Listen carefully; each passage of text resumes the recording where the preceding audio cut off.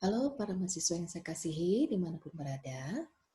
Pada pertemuan kelas online hari ini, kita akan memasuki bagian kelima dan keenam dalam buku panduan manajemen pemasaran kita, di mana kita akan membahas mengenai konsep harga dan strategi penetapan harga.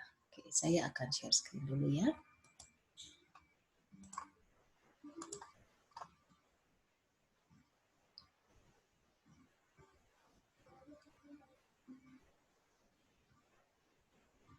Baik.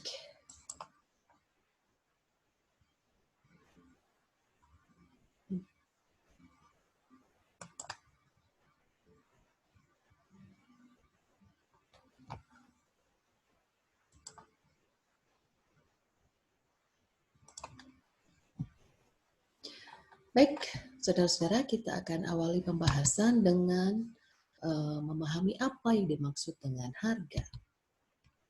Harga adalah nilai tukar dari suatu barang atau jasa. Harga merupakan suatu konsep yang berkaitan, yaitu antara komponen harga, kemudian nilai atau value, serta manfaat atau utility yang dirasakan oleh konsumen. Baik, sebagai contoh, misalnya seorang konsumen atau pelanggan sebelum melakukan pembelian terhadap produk atau jasa, ia akan mempertimbangkan hal yang pertama adalah berapakah harga dari produk atau jasa tersebut. Kita misalkan produknya adalah rumah. Ya. Rumah. Seseorang ingin membeli rumah. Ia akan mempertimbangkan berapakah harga rumah yang sanggup dia beli. Dan dia akan mencari penawaran dari agen-agen properti yang akan memberikan penawaran rumah pada harga yang bisa dia sanggupi. Namun, selain harga, ada hal lain yang akan dia pertimbangkan sebelum dia melakukan pembelian terhadap rumah tersebut. Misalnya, di mana lokasi rumah itu berada? Bagaimana lingkungan tempat di mana rumah itu berada? Apa saja sarana, prasarana yang dimiliki oleh lingkungan tempat rumah itu berada? Misalnya, kalau ini adalah sebuah komplek perumahan, tentunya ia mengharapkan ada setidaknya fasilitas umum, taman bermain mungkin, atau kemudian adanya sarana pendidikan yang dekat dengan di situ, kemudian ada fasilitas kesehatan, kemudian ada fasilitas perbelanjaan yang juga dekat dengan lingkungan perumahan tersebut dan sebagainya. Itu merupakan nilai-nilai tambah yang menjadi dasar pertimbangan bagi si pelanggan tersebut untuk membeli rumah. Selain tentunya manfaat dari rumah itu sendiri sebagai tempat hunian. Oke. Jadi ketiga hal ini, baik harga, nilai, ataupun manfaat merupakan komponen yang saling berkaitan di dalam konsep harga. Berikutnya, apakah atau bagaimanakah pentingnya harga itu bagi sebuah produk atau jasa? Pentingnya harga yang pertama, harga merupakan kunci dari kegiatan sistem perdagangan. Harga merupakan kunci dari sebuah kejadian atau transaksi perdagangan. Bila mana si penjual ingin menawarkan suatu produk atau jasa kepada pelanggan, ia harus menetapkan harga. Dan bila mana si pembeli atau si pelanggan ingin membeli produk atau jasa yang dia idam-idamkan, maka ia harus membayarkan produk tersebut pada suatu harga tertentu. Harga di sini dapat berfungsi sebagai jembatan yang akan mempertemukan antara penjual dan pembeli. Bila mana tidak ada pertemuan antara penjual dan pembeli, maka tidak ada yang disebut sebagai sebuah transaksi penjualan atau tidak akan terjadi sebuah kegiatan perdagangan. Itu sebabnya poin yang penting dari harga adalah harga merupakan kunci kegiatan dari sistem perdagangan. Yang kedua, harga merupakan alat ukur dasar dalam sebuah sistem ekonomi. Kita tidak dapat mengatakan sebuah produk mahal atau murah bila mana kita tidak bisa melihat nominal. Berapa jumlah atau berapa nominal yang ditentukan terhadap produk atau jasa tersebut sehingga kita bisa mengkategorikan produk tersebut murah atau mahal atau berada pada harga yang biasa ya, harga yang sesuai. Jadi harga merupakan alat ukur dasar dalam sebuah sistem ekonomi. Ketiga, harga juga menentukan apa yang harus diproduksi atau penawaran dan siapa yang akan memperoleh berapa banyak barang atau jasa yang akan diproduksi atau permintaan. Harga mempengaruhi tingkat demand dan supply. Umumnya, bila mana harga produk sedang tinggi, supply akan ditingkatkan. Ya. Produsen akan berusaha untuk menambah kuantitas barangnya agar ia bisa menjual pada posisi harga yang tinggi tersebut. Nah, sebaliknya, bila mana harga sedang rendah atau harga sedang turun, produsen mungkin akan berusaha menahan supaya dia tidak kebanyakan ruginya, ia akan menahan kegiatan produksinya agar harga tersebut jangan semakin anjlok atau semakin turun dan akhirnya tidak punya nilai sama sekali produk tersebut. Jadi harga merupakan faktor yang mempengaruhi atau yang akan menentukan apa yang harus diproduksi, jumlahnya seberapa banyak, dan siapa yang akan memperoleh berapa banyak barang atau jasa yang diproduksi tersebut. Harga mempengaruhi demand dan supply. Berikutnya, tujuan harga dan bauran pemasaran. Tujuan penetapan harga diklasifikasikan ke dalam 4 kelompok utama. Yang pertama adalah tujuan profitabilitas. Harga ditetapkan dengan tujuan untuk mendapatkan profit. Bisnis bertujuan untuk mendapatkan profit. Oleh sebab itu, dalam kegiatan penetapan harga, maka bisnis harus mempertimbangkan berapa biaya yang mereka keluarkan dan berapa besar tingkat penjualan mereka atau revenue mereka, sehingga mereka bisa memperkirakan berapa kira-kira laba atau profit yang akan mereka dapatkan dari hasil perdagangan atau dari hasil penjualan produk atau jasa tersebut. Yang kedua, tujuan penetapan harga adalah tujuan volume untuk meningkatkan volume penjualan. Misalnya sebuah produk diturunkan harganya atau diberikan dibuatkan sebuah kegiatan promosi, misalnya diberikan diskon atau potongan-potongan harga khusus untuk pembelian tertentu dengan tujuan untuk menambah volume penjualan. Ya.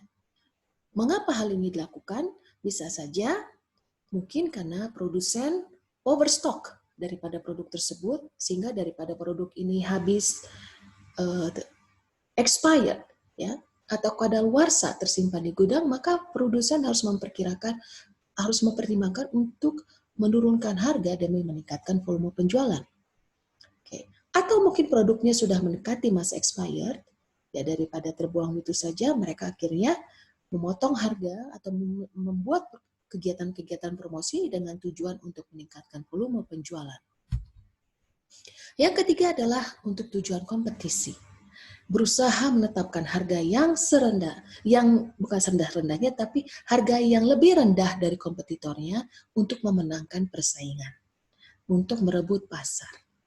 Oke. Dan yang keempat adalah tujuannya adalah untuk gengsi atau tujuan prestisius. Perusahaan menetapkan harga produk atau jasanya untuk menunjukkan tingkat prestisius atau tingkat gengsi dari produk atau jasa yang mereka tawarkan. Sebagai contoh, produsen mobil mewah, ia akan menetapkan harga yang tinggi untuk produk-produk mobil mewah yang diproduksinya. Ia tidak mungkin membuat mobilnya atau produk mobilnya itu berada pada kisaran harga yang sama dengan produk-produk mobil kebanyakan. Karena dengan demikian ia tidak dapat menunjukkan sisi prestisius daripada mobil tersebut.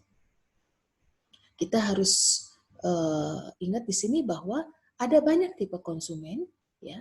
Ada konsumen yang memiliki daya beli yang rendah, daya beli yang sedang, dan ada konsumen juga yang memiliki daya beli yang tinggi, yang memiliki kebutuhan pada level yang sesuai dengan daya beli mereka. Oleh sebab itu, tujuan penetapan harga untuk produk-produk tertentu, misalnya produk-produk yang memang memiliki kualitas yang tinggi, mereka menetapkan harga yang tinggi untuk menunjukkan tingkat kualitas atau tingkat value daripada produk tersebut bagi konsumen pada segmen tertentu. Baik, berikutnya Ini merupakan tabel struktur pasar, ya. Bagaimana penentuan harga ekonomi? Operasi bisnis dan penetapan harga dalam 4 jenis struktur pasar. Di sini ada persaingan murni, ini pasar persaingan sempurna ya. Kemudian ada juga persaingan monopolistik, oligopoli, dan juga monopoli. Bila mana kita lihat dari tabel struktur pasarnya di sini, karakteristik daripada pasar persaingan sempurna, ada banyak kompetitor, ya. Pure competition, number of kompetitornya banyak, ya. Contoh mudahnya adalah misalnya pasar tradisional atau mungkin supermarket, ya, atau minimarket, atau bahkan warung, ya. Ada banyak kompetitornya. Di pasar kita bisa temukan banyak kios yang menjual jenis-jenis produk yang hampir serupa, misalnya daging ayam, ikan, sayur mayur, atau bawang-bawangan dan sebagainya. Oke, bagi persaingan monopolistik ada sekitar sedikit atau hampir banyak tingkat persaingannya. Untuk persaingan oligopoli ini sedikit persaingannya karena tidak mudah untuk memasuki industri ini. Contohnya misalnya adalah industri pesawat terbang, industri kapal laut, atau train atau kereta api, ya, di mana tidak semua orang yang sanggup untuk memodali atau memasuki industri ini, entah karena faktor modal, faktor teknologi, atau faktor lainnya yang mendukung agar ia bisa memasuki industri ini. Itu sebabnya di dalam persaingan ini tingkat kompetitornya sedikit. Dan yang satu lagi monopoli di mana tidak ada atau bahkan sangat minim sekali kompetitors. Oke. Harga di dalam setiap persaingan ini tentunya sangat menentukan tingkat persaingan yang terjadi di dalam keempat struktur pasar ini. Bagaimana tingkat kemudahannya untuk memasuki pasar ini? Oke, bagi pasar persaingan sempurna atau pure competition, mudah memasuki persaingan di dalam pasar ini. Bagi persaingan monopolistik, sedikit agak lebih sulit. Kemudian bagi persaingan oligopoli, jauh lebih sulit.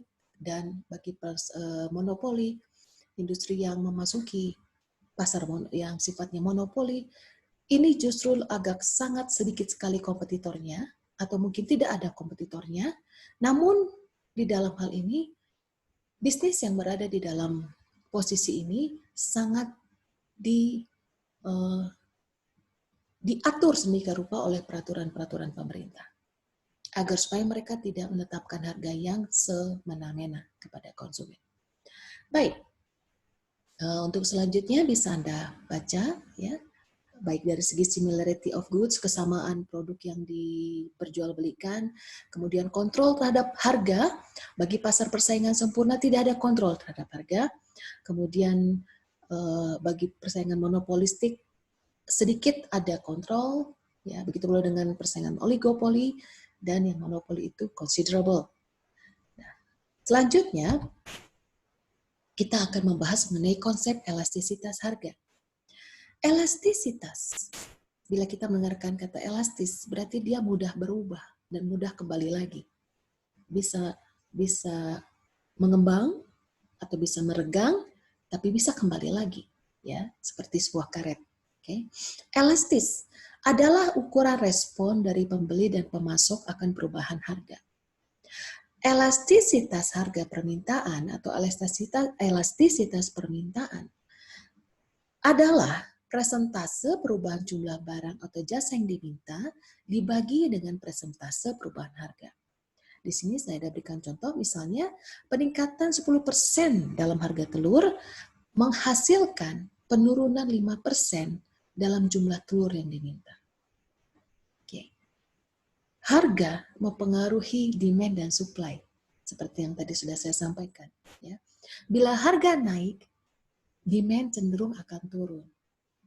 Oke. Dalam konteks ini, peningkatan harga 10% pada produk telur ini menurunkan 5% jumlah demand yang diminta oleh konsumen. Oke, apa yang harus dilakukan oleh penjual? Tentunya mereka harus mensiasati hal ini dengan berbagai program-program yang bisa melakukan. Entah mereka melakukan promosi, entah mereka melakukan hal-hal lainnya yang bisa memperbaiki tingkat penjualan mereka. Yang kedua adalah elastisitas harga dari penawaran produk.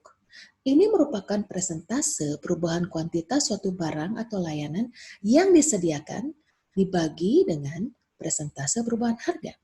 Contohnya, peningkatan 10% dalam harga sampo menghasilkan peningkatan 25% dalam kuantitas yang ditawarkan. Seperti yang saya sampaikan tadi, umumnya bila harga sedang naik, produsen berusaha untuk meningkatkan kuantitas produksinya supaya dia bisa menjual saat harga sedang tinggi itu. Nah, namun mungkin harapan itu tidak selamanya bisa terwujud, ya. Bila mana harga sedang tinggi, belum tentu permintaan atau demand juga tinggi. Ya. Jadi ini merupakan sebuah siklus yang berulang. Bila harganya tinggi, demand belum tentu tinggi. Ya. Sementara produsen berusaha untuk meningkatkan kuantitas atau volume produknya agar dapat dijual pada harga yang tinggi tersebut. Namun bila tidak tercapai volume penjualan, akhirnya produsen melakukan apa? Ia akan kembali melakukan kegiatan promosi dengan tujuan menurunkan harga agar volume penjualannya naik kembali. Lalu kemudian aktivitas itu berulang kembali. Demand, harga turun, kemudian demand akan naik lagi. Ya, ada kegiatan promosi, ya demandnya mungkin akan naik lagi. Oke, demikianlah yang dimaksudkan dengan elastisitas harga. Harga itu sifatnya elastis, dapat mengembang, dapat kembali ke posisi semula, atau dapat dikecilkan. Baik, penentu daripada elastisitas harga adalah yang pertama, ketersediaan dari produk pengganti.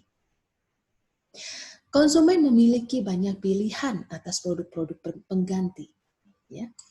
Dia jadi bisa memilih bila mana ada barang yang dibutuhkannya tapi harganya sedang tidak sesuai, dia akan mencoba mencari barang sejenis yang dihasilkan oleh produsen lainnya, namun bila juga tidak sesuai dengan harga yang diharapkan, ia mungkin akan mencari barang substitusinya. Kemudian, penentu yang kedua adalah porsi anggaran yang digunakan untuk barang dan jasa. Berapa besar porsi anggaran yang digunakan oleh konsumen untuk melakukan pembelian terhadap sebuah produk atau jasa. Yang ketiga, elastisitas permintaan juga tergantung apakah suatu produk dianggap sebagai sebuah kebutuhan atau sebuah kemewahan. Contoh sederhananya misalnya hotel, ya, hotel mewah bagi kalangan wisatawan. Oke. Bagi kalangan wisatawan yang daya belinya rendah, hotel mewah bukanlah merupakan sebuah permintaan. Meskipun ditawarkan, tingkat demand di dalam segmen pasar ini akan tetap sangat rendah. Namun, bagi segmen pasar tertentu dengan daya beli yang tinggi, permintaan terhadap jasa ini mungkin akan tinggi pada periode-periode tertentu, misalnya pada periode liburan atau bagi para pebisnis sedang melakukan perjalanan bisnis, permintaan terhadap hotel untuk segmen pasar tertentu ini tetap akan tinggi. Dan kemudian yang keempat adalah elastisitas permintaan juga menanggapi perspektif waktu, entah itu jangka panjang atau jangka pendek. Contohnya air conditioner atau AC untuk orang-orang yang tinggal di daerah panas. Bila seseorang tinggal di daerah panas, mereka tentunya ingin berusaha untuk mendinginkan suasana di rumahnya dengan membeli AC. Elastisitas permintaan terhadap produk ini bergantung daripada tempat di mana atau apa tujuan jangka pendek dan jangka panjang daripada si konsumen.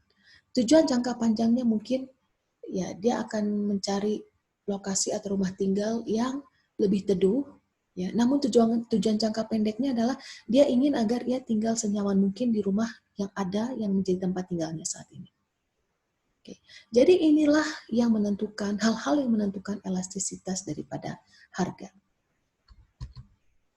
Berikutnya, kita akan melihat prosedur harga alternatif. Prosedur penetapan biaya yang paling umum ada dua cara. Yang pertama adalah metode biaya penuh, di mana semua variabel biaya yang relevan digunakan dalam proses penetapan harga suatu produk. Jadi semua variabel biaya itu dihitung dan dimasukkan di dalam kategori variabel biaya. yang harus dikeluarkan untuk memproduksi satu produk, ya, atau untuk mengadakan suatu jasa pelayanan, itu semuanya dihitung untuk menetapkan harga dari produk atau jasa tersebut. Atau prosedur yang kedua adalah metode tambahan biaya, yaitu hanya menggunakan biaya secara langsung ke output tertentu dalam menetapkan harga. Oke. Baik, berikutnya kita akan memasuki ke bagian yang keenam, yaitu strategi harga. Kita awali dengan memahami konsep dan peranan daripada harga. Harga merupakan satu-satunya unsur dalam bauran pemasaran yang memberikan input atau income ke dalam perusahaan. Ya, ini merupakan unsur yang merupakan income, ya, yang memberikan masukan atau pendapatan bagi perusahaan. Sedangkan variabel lainnya, misalnya produk, distribusi, dan promosi, ini merupakan komponen-komponen yang menyebabkan timbulnya biaya atau pengeluaran. Konsep yang kedua, harga merupakan unsur bauran yang bersifat fleksibel. Artinya, fleksibel artinya dia cepat dan dapat dengan mudah dirubah. Tidak seperti produk, ya. Kita tidak dapat dengan mudah mengubah produk kita, ya, langsung saat itu juga, ya, karena kita harus mempertimbangkan faktor-faktor yang berkaitan dengan proses perubahan produk tersebut. Misalnya faktor teknologi yang akan digunakan, ya, kesiapan sumber daya manusia yang akan merubah produk tersebut, ya, modal yang dimiliki oleh perusahaan untuk melakukan perubahan terhadap produk tersebut, ya, dan inovasi apa yang harus dilakukan terhadap produk baru tersebut, ya, dan hal-hal lainnya, faktor-faktor lainnya. Jadi produk bukanlah hal yang dapat dengan mudah dirubah, namun harga dapat dengan mudah dirubah. Konsep yang ketiga, harga merupakan komponen yang berpengaruh langsung terhadap laba perusahaan. Hal ini dapat kita lihat dari persamaan berikut ini. Laba sama dengan pendapatan total dikurangi dengan biaya total, atau harga per unit dikali kuantitas yang terjual dikurangi dengan biaya total. Konsep yang ketiga, konsep yang keempat, tingkat harga yang ditetapkan mempengaruhi kuantitas yang terjual. Berapa harga yang kita tetapkan terhadap sebuah produk atau jasa itu akan sangat mempengaruhi berapa jumlah barang atau jasa yang dapat kita jual. Kita bicara secara logis. Umumnya konsumen akan mencari produk atau jasa yang dapat memberikan manfaat yang sebesar-besarnya, dengan pengorbanan atau dengan memberikan pembayaran yang serendah-rendahnya. Itu sangat manusiawi. Ya, kita berusaha mendapatkan sesuatu barang yang baik namun dengan harga yang murah. Oke. Jadi tingkat harga yang ditetapkan itu sangat mempengaruhi kuantitas yang terjual. Ya. Selain itu, secara tidak langsung harga juga mempengaruhi biaya. Ya, karena kuantitas yang terjual berpengaruh pada biaya yang ditimbulkan dalam kaitannya dengan efisiensi produksi. Konsep yang kelima, oleh karena penetapan harga mempengaruhi pendapatan total dan biaya total, maka keputusan dan strategi penetapan harga memegang peranan penting dalam setiap perusahaan. Dan dari sudut pandang konsumen, harga sering digunakan sebagai indikator nilai bila mana harga tersebut dihubungkan dengan manfaat yang dirasakan atau suatu barang atau jasa. Oke, jadi seperti yang saya sampaikan tadi, 3 komponen yang diperhatikan oleh konsumen dan memang harus diperhatikan juga oleh produsen, yaitu harga, nilai, serta utility daripada produk atau jasa yang dipasarkan atau yang ditawarkan. Oke. Nilai atau value dapat didefinisikan sebagai rasio antara manfaat yang dirasakan terhadap harga atau dapat dirumuskan sebagai nilai sama dengan manfaat yang dirasakan dibandingkan dengan harga.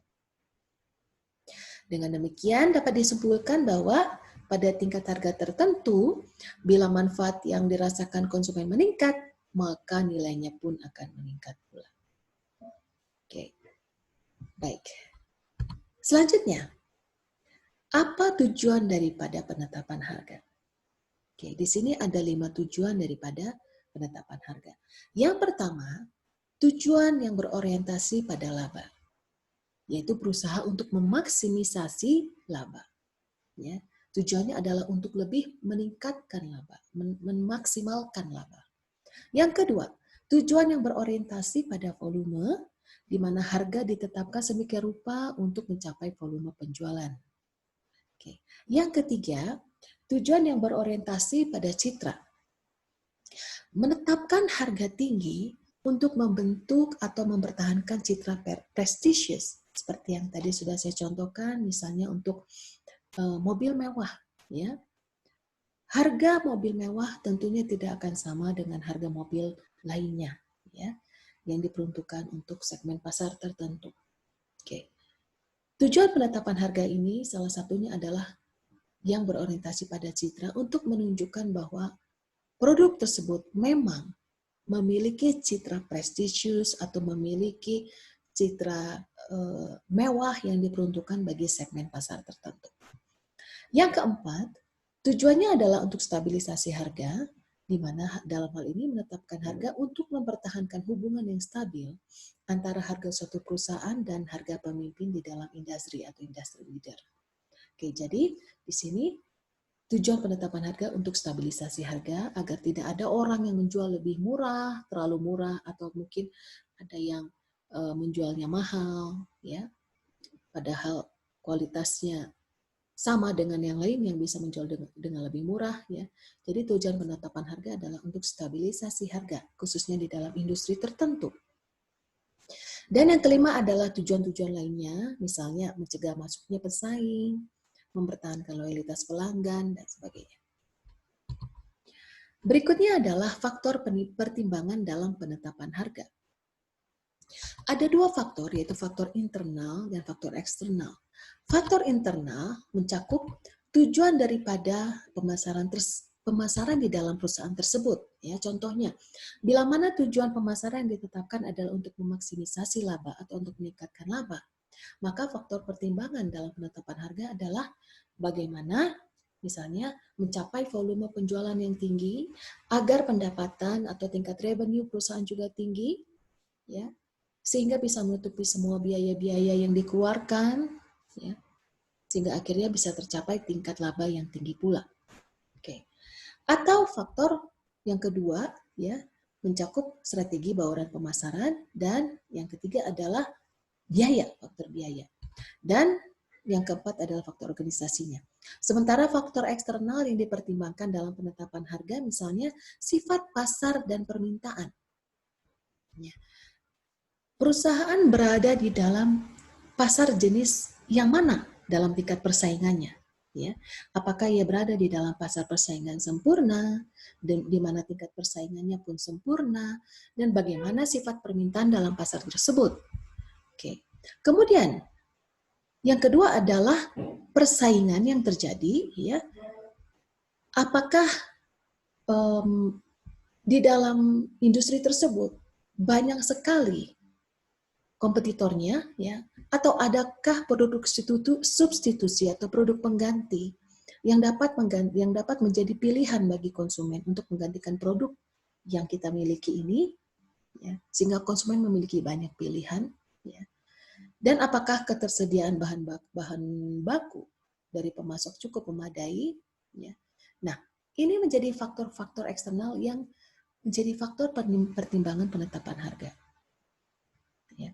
Bila mana kita tidak bisa memastikan ketersediaan sumber bahan baku kita, ini bisa menjadi sebuah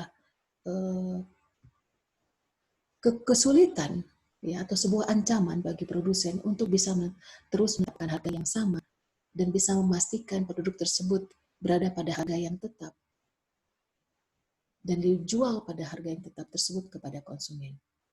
Itu sebabnya faktor yang tadi saya katakan contohnya adalah faktor ketersediaan bahan baku juga menjadi faktor eksternal yang berpengaruh terhadap penetapan harga. Oke, yang ketiga adalah misalnya inflasi, ya, kondisi perekonomian yang terjadi di negara tersebut yang mempengaruhi daya beli masyarakat, kemudian adanya resesi, tingkat bunga, kebijakan pemerintah, dan sebagainya. Ini juga merupakan faktor-faktor pertimbangan dalam melakukan penetapan harga produk atau jasa. Berikutnya kita akan melihat mengenai strategi penetapan harga.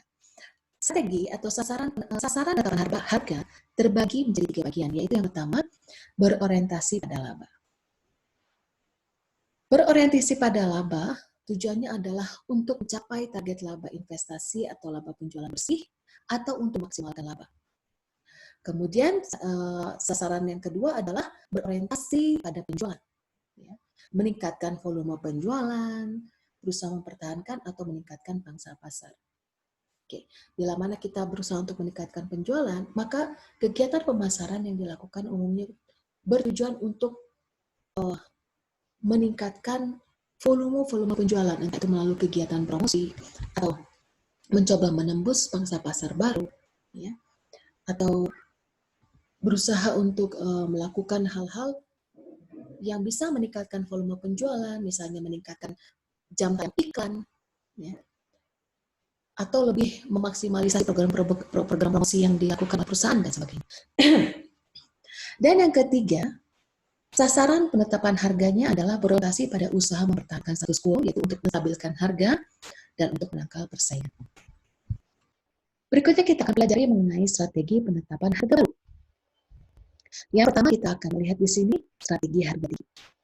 Strategi ini berasal dari ekspresi skimming the cream, ya, yang dikenal dengan istilah harga pasar yang tinggi, ya, di mana dalam ini penetapan harga yang relatif tinggi dilakukan dibandingkan dengan harga saingan. Jadi kita menetapkan harga yang tinggi dibandingkan kompetitor kita. Okay. Ini lebih sering digunakan bila mana kita hendak memasuki, ya, atau kita baru melakukan produk kita ke dalam pasar atau jasa kita kepada pasar, atau kita memperkenalkan produk atau jasa kita yang berbeda. Ya. Karena kompetisi dalam hal produk atau jasa ini mungkin masih sedikit atau bahkan mungkin belum ada. Oke, jadi kita menetapkan harga yang tinggi. Kemudian, bila perjalanannya, ya, harga yang tinggi tersebut ternyata tidak menimbulkan atau tidak memberikan tingkat permintaan yang diharapkan, ya, atau tidak terlalu banyak konsumen yang menginginkan produk tersebut karena kemahalan, ya, maka perusahaan kemudian akan berusaha untuk memperbaiki hal tersebut dengan mungkin menurunkan harganya, ya, atau mungkin tingkat persaingan di dalam produk atau jasa tersebut sudah mulai muncul, maka perusahaan harus mempertimbangkan untuk menurunkan harganya agar ia dapat ikut bersaing di dalam persaingan atas produk atau jasa tersebut. Yang kedua, strategi bagi penetapan yang baru adalah strategi harga murah. Ini yang paling penting. Menetapkan harga rendah ini sebagai senjata utama perusahaan.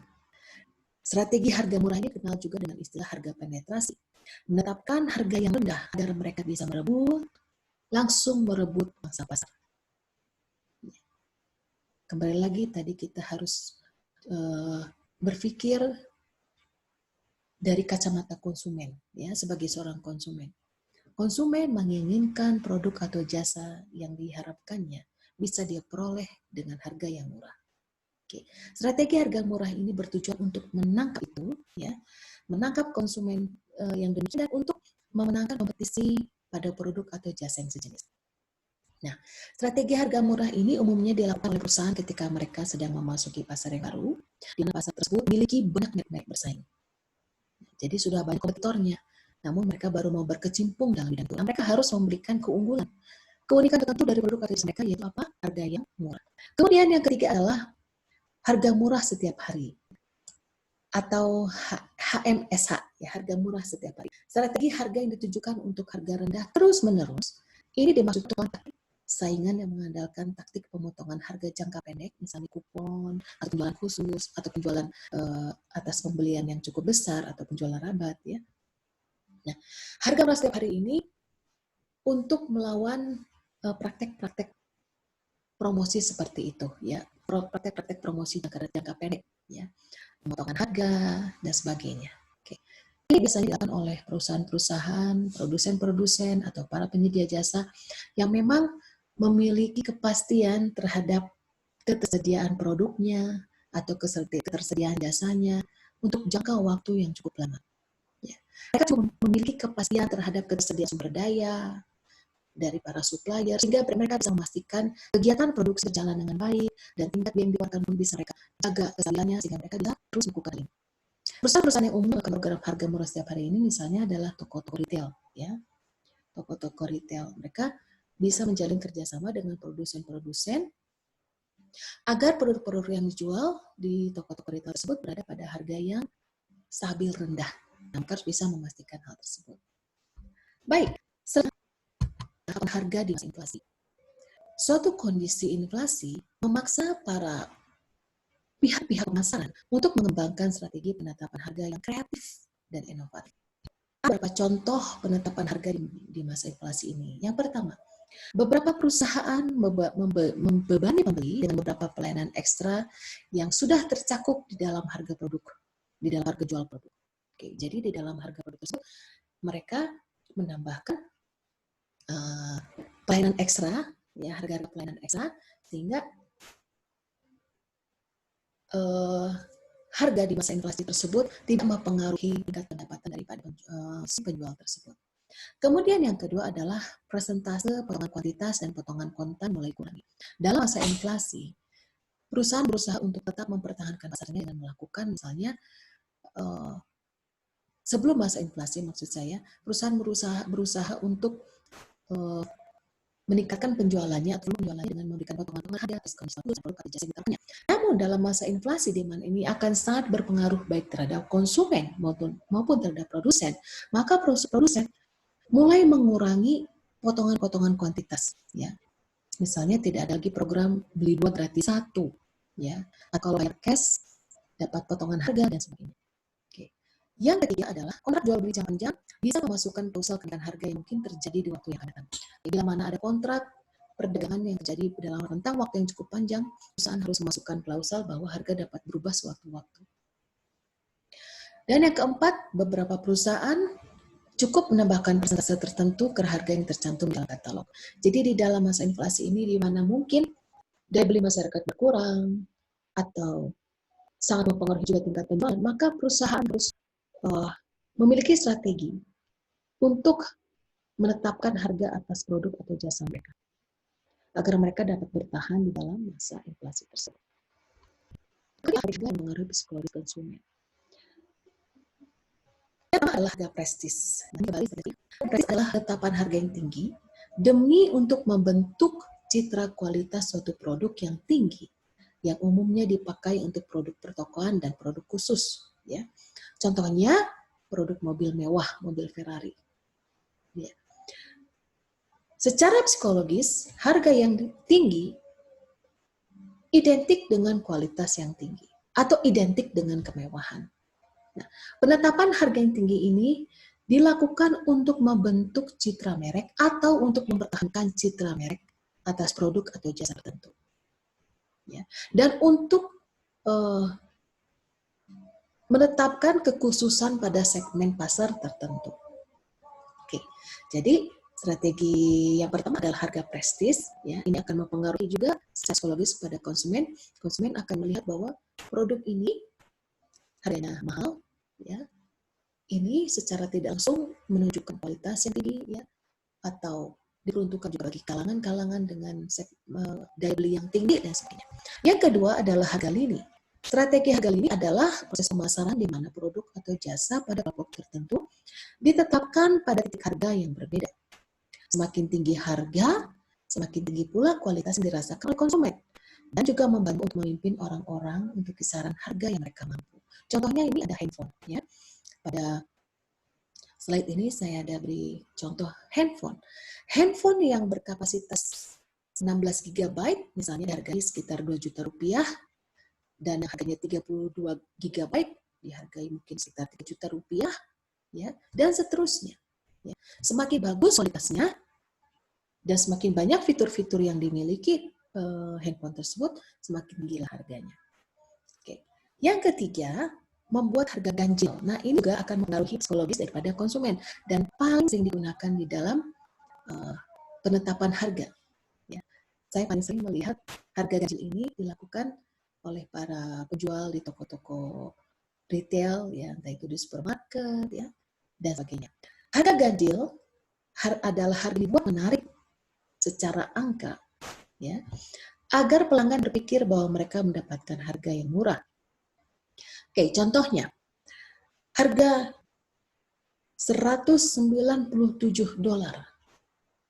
dirasakan lebih murah daripada $200, tentu saja. Namun bila mana kita melihat selisihnya hanya $3, ya, mungkin kita akan berpikir, selisih harganya hanya $3. Ya. Sebenarnya nggak murah-murah amat. Nah, ini dia harga ganjil, ya, yang berpengaruh secara psikologis terhadap konsumen. Atau turun harga yang asalnya Rp20.000 menjadi Rp19.999. Perbedaan Rp1 memberikan kesan psikologis murah ke dalam diri konsumen. Nah, banyak konsumen yang mungkin tidak alert melihat hal ini, ya, yang langsung melihat harga yang ganjil tersebut sebagai sesuatu yang murah. Ya. Memang benar lebih murah, namun range murahnya itu ternyata tidak sebesar yang kita pikirkan. Yang keempat adalah harga rabat. Strategi harga rabat adalah pemberian potongan harga tertentu apabila konsumen membeli produk dalam jumlah yang banyak. Dan yang keempat, pemimpin harga. Strategi pemimpin harga adalah penetapan harga yang lebih rendah daripada harga pasar atau harga normal untuk meningkatkan omset penjualan. Contohnya, misalnya supermarket tertentu, ya, yang mempunyai program setiap hari harga murah, ya, harga murah setiap hari. Nah, ini dia. Dia mempengaruhi psikologis konsumen dengan mengatakan bahwa dia menjadi pemimpin harga di dalam industri sejenis. Oke. Atau contoh lainnya misalnya setiap hari Senin dan Kamis potongan harga sekian %, bagi produk-produk tertentu. Nah, inilah dia strategi penetapan harga yang mempengaruhi psikologis konsumen. Selanjutnya, strategi harga kompetitif. Organisasi mencoba untuk mengurangi penekanan pada kompetisi harga dengan mencocokkan harga dengan perusahaan lain. Dan berkonsentrasi pada upaya pemasaran mereka sendiri pada elemen produk, distribusi, dan promosi dari bauran pemasaran. Bahkan dalam industri dengan produk yang relatif homogen, pesaing harus menyesuaikan penurunan harga masing-masing untuk mempertahankan pangsa pasar dan tetap kompetitif. Jadi di dalam strategi penetapan harga kompetitif ini, para penjual atau para produsen berusaha untuk mengurangi penekanan pada kompetisi dengan mencocokkan harga dengan perusahaan lain. Oke. Namun mereka berkonsentrasi pada peningkatan variabel atau elemen-elemen lainnya, ya, misalnya dari segi produknya, ya, dari segi promosi, dan dari segi bauran pemasaran. Misalnya, meskipun harganya sama, namun mereka memiliki fitur tambahan atau pelayanan tambahan yang melengkapi produk tersebut. Oke. Nah, namun produknya itu sendiri berada pada kisaran harga yang sama. Di toko ini dijual harganya misalnya Rp200.000, di toko yang lain juga Rp200.000, namun toko ini menambahkan fitur-fitur lainnya yang melengkapi produk yang mereka jual ini. Yang kedua, bentuk lain dari harga yang kompetitif adalah menetapkan titik harga pembukaan dengan sebuah kategori. Contohnya, perusahaan aktif mengiklankan barang yang memiliki label pribadi mereka. Sebagai contoh di sini misalnya chicken onion instant noodles yang diproduksi oleh Giant Supermarket. Ya. Di dalam barang berlabel ini, mereka umumnya akan menetapkan harga yang berada di bawah dari merek-merek produsen lainnya yang sudah lebih terkenal sebelumnya. Oke. Umumnya barang-barang atau produk-produk berlabel pribadi ini, mereka itu dijual di harga yang relatif lebih murah dari produk-produk yang sudah ada sebelumnya atau dari produk-produk kompetitor sebelumnya yang sudah duluan dikenal oleh konsumen. Oke, yang ketiga, setelah pesaing secara rutin mencocokkan harga satu sama lain, para pemasar harus mulai memikirkan, ya, dari sekedar menggunakan harga sebagai strategi pemasaran, mereka harus menekankan pada variabel lain untuk mengembangkan keunggulan lainnya. Ya, seperti pada poin yang pertama tadi, ya, apa yang bisa dilakukan untuk menarik pelanggan, entah menambahkan pelayanan yang lebih baik, ya, menawarkan layanan pribadi, misalnya pembungkus hadiah, ya, Kalau membeli di toko ini, barangnya harganya sama, namun ada tambahan, ada fitur-fitur tambahan. Misalnya ada layanan pembungkusan, ada layanan delivery, atau ada layanan pemasangan gratis, dan lain sebagainya. Oke. Jadi inilah ketiga strategi yang dilakukan dalam suatu kondisi di mana di mana perusahaan berada di dalam sebuah kompetisi yang cukup kuat. Ya. Jadi mereka harus melakukan penetapan strategi harga yang kompetitif.